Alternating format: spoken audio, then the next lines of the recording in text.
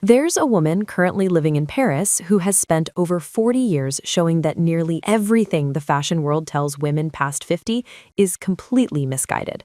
She doesn't follow trends, she doesn't retreat into safe, forgettable clothing, she doesn't get dressed to blend into the background. And at 77 years old, she has become one of the most watched and most respected style voices on the internet, and her entire approach to getting dressed rests on an idea so straightforward that most women walk right past it. Her name is Linda V. Wright, and today I'm going to walk you through exactly what makes her method work, because there are at least 6 principles we can pull from the way she lives and dresses. And honestly, number 5 is the one that fundamentally reshaped the way I approach my closet past a certain age. Hey everyone, welcome back. If you're new here, I'm Parker Holloway, and today we're diving into a woman who I believe is one of the most significant style voices for women like us.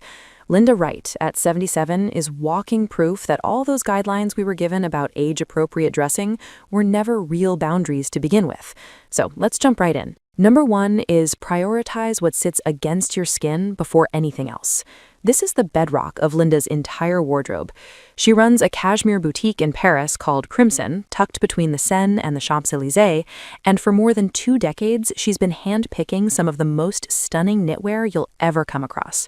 But this isn't about spending big money. It's about recognizing that the material resting on your body dictates how you move and how you feel for the rest of the day. Most of us put outfits together starting with the outer layer, the coat, the shoes, the handbag. Linda works in the opposite direction. She begins with a gorgeous cashmere turtleneck or a perfectly balanced cotton tee and lets everything else fall into place from there. When your foundation layer feels incredible, you carry yourself differently, and truthfully, you need far less layered over it. If cashmere is outside your price range, that's absolutely okay. Seek out the finest quality merino or cotton available to you. The real point is the mindfulness, selecting what rests nearest to your body with genuine thought. I think this is powerful because it moves the whole discussion away from designer names and into something far more intimate, which is how your clothing genuinely makes you feel.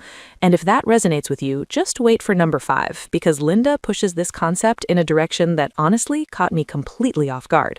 Number 2 is ground your wardrobe in neutrals and use color as a deliberate choice. Linda's daily palette lives in the timeless range: black, navy, camel, cream, soft gray, but she is by no means someone who avoids color. She simply deploys it with purpose. Most women tend to fall into one of 2 camps, either neutrals exclusively or color thrown in here and there without any real cohesion. What Linda does is remarkably refined. She'll put together a fully tonal look, say a camel sweater paired with slightly lighter camel trousers, then introduce one intentional accent: a silk scarf in rich red, embroidered Turkish slippers, earrings in an unexpected hue. It never feels haphazard and it never overwhelms. As the years go by, our skin tones shift, and certain shades that served us well in our 30s begin to fall flat. Linda has mentioned that with age, some colors faded in their appeal, while others seemed to come alive in a completely new way. I find that such a lovely way to look at it. Rather than grieving what no longer suits you, you open the door to something fresh. If you're unsure how to begin, try pairing 2 tones of a single color and introducing just one contrasting detail. The result might strike you as far more polished than you'd expect. And this connects beautifully to something Linda does that would never occur to most of us, but I'm holding that for number 4. Number 3 is lean into the tomboy spirit with an elegant edge.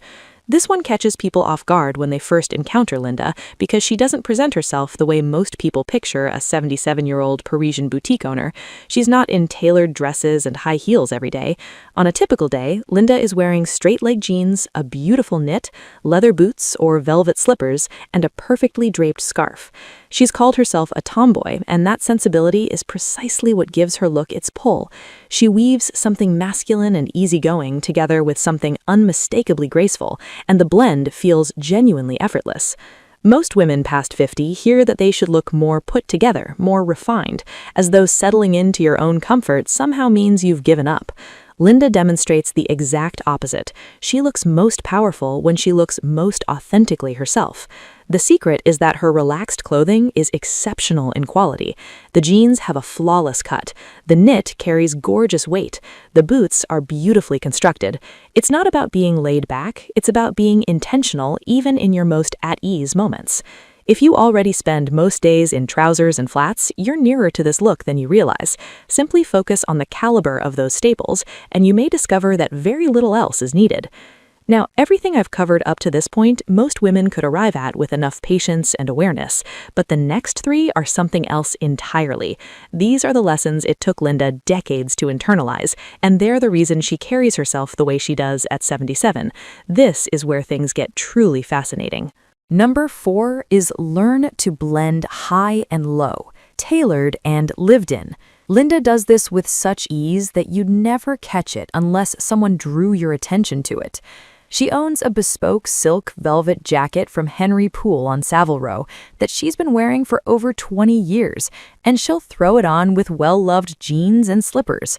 She reaches for Gucci loafers one day and John Lobb the next, and neither decision has anything to do with the label.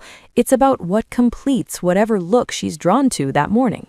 Most of us grew up learning that everything should exist on the same tier. A fine jacket demands a fine trouser, demands a fine shoe. Linda disregards that entirely. She places something treasured next to something every day, and the effect reads more real than any head-to-toe designer ensemble ever would.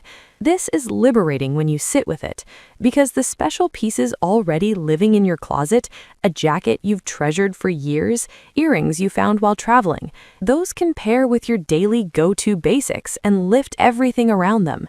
The key is conviction, wearing that combination as though it was always intentional. Linda shows us that we can stop coordinating by price point and start curating by instinct, and that is so much more compelling. Number 5 is the 20-year rule, and this is the idea I hinted at right from the start, because it genuinely altered the way I look at my own closet. Linda owns pieces she has been wearing for 20 years and beyond. That velvet jacket from Savile Row, it's still in her rotation. Her go-to jeans, she wears them over and over again, and she doesn't view that as being stagnant or behind the times. She views it as the truest form of personal style there is. The 20-year rule is straightforward.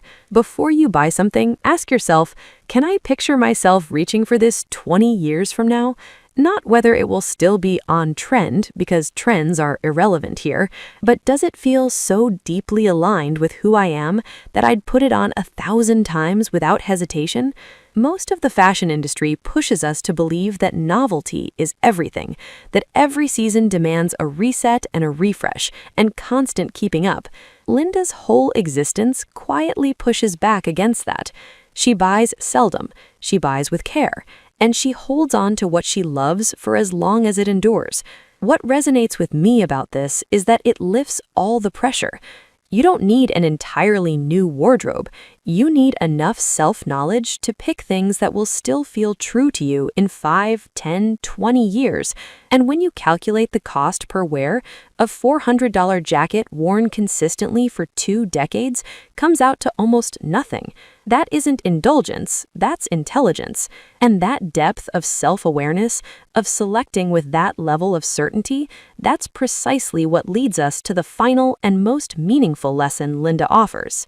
Number 6 is dress for who you actually are, not who the world says you should be.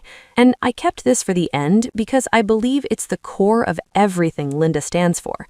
Linda left Texas for Paris in 1978. She was 30 years old, wrapping up a modeling career, and she grabbed her boots and boarded a plane because she felt pulled toward a different way of life. She expected to stay 3 months. That was more than 40 years ago. Through all of it, through working as a fashion editor, through her time learning alongside Ralph Lauren, through growing Crimson into one of the most cherished boutiques in Paris, Linda has never once attempted to be anything other than exactly herself. She wears her silver hair as it naturally comes. She keeps her makeup minimal. She doesn't try to appear younger because that was never what this was about. It was always about looking like herself, the most assured, most genuine version of herself, and doing that with delight rather than worry. And I think that's the truth so many of us are hungry to hear. Because at some point, the world began telling women that beyond a certain age, we should start shrinking ourselves down. Stay safe, don't stand out, disappear into the crowd. Linda, at 77, moves through Paris every single day, looking exactly like a woman who has never bought into that for a second.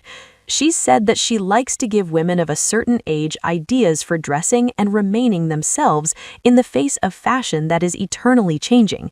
And that word remaining carries so much weight, because it means she isn't asking you to transform into somebody new. She's asking you to stay exactly who you are and to celebrate that woman every single morning when you reach for your clothes. Getting dressed is not vanity. It's a gesture of self-respect. It's a quiet daily dialogue with yourself about who you are and how you want to walk through the world. And every woman, regardless of age, deserves to feel visible when she steps outside. Not invisible, not passed over, visible. That woman who enters a room and makes you stop for a moment, not because she's wearing anything bold or attention-grabbing, but because there's a steady assurance in the way she holds herself. She's not wearing more than you are. She simply understands exactly what to edit out. The question is, what are you going to edit out tomorrow morning? And what are you finally going to hold on to because it's been yours all along? Now, if you loved hearing about Linda's philosophy, you're going to be captivated by next week's video, because I'm exploring a woman who arrives at the same destination by an entirely different route, full of color, full of pattern, and somehow full of grace, and she's in her 80s. You absolutely won't want to skip that one. All right, everyone, that is everything I've got on Linda V. Wright at 77, and what she shows us about the way we approach getting dressed at any age. I hope you found this video useful and maybe a little uplifting. If you did, make sure to hit that thumbs up and subscribe so you stay in the loop for what's coming next. I'd love to hear from you in the comments. What's the piece in your closet you've held on to the longest and still reach for? And what is it about that piece that keeps it in your life? Be sure to follow me on Instagram, and as always, thank you so much for being here, and I'll see you all in the next one.